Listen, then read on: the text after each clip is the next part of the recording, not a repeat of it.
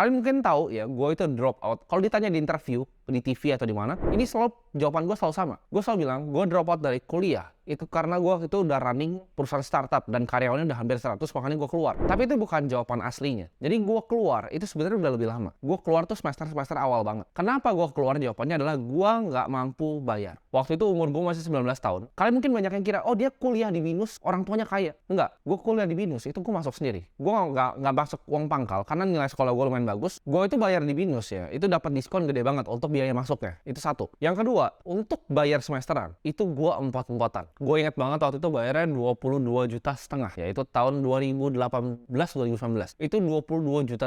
Sedangkan waktu itu income dari agensi gue belum terlalu besar. Dan bisnis-bisnis gue yang lain, gue perlu investasi kan. Jadi gue pilihannya antara gue invest di bisnis gue, invest di saham, invest di kripto ya kan, atau gue bayar uang kuliah. Karena gue waktu itu nggak dapat uang untuk bayar kuliah gue. Nah di situ itu bikin gue mikir, di saat waktu itu gue nggak bayar ya, gue mau masuk ke kelas, itu ditelat-telatin. Lu bisa bayangin nggak? Jadi gini, sama ini dari sekolah ya, dari gue sekolah. Gue pas sekolah, pas telat bayar uang sekolahnya, itu yang dilakukan adalah gue mesti kayak isi tanda tangan gitu. Kalau misalnya ujian nih, gue nggak boleh datang ujian, itu tanda tangan dulu baru gue ujian. Tapi kan sebenarnya gue nggak bisa bayar sekolah itu bukan salah muridnya. Nah ini yang gue selalu pengen tekanin sama sistem edukasi, yang nggak bisa bayar sekolah itu bukan salah muridnya ya, itu salah orang tuanya. Tapi kenapa yang lu hukum adalah muridnya, biar orang tuanya bayar kan? Nah itu kejam kan sistem pendidikan. Nah dari situ itu jadi sebuah misi untuk gue, jadi sebuah tanggung jawab untuk gue. Gue kasih tahu kalian di sini semua, gue nggak perlu bikin video ini.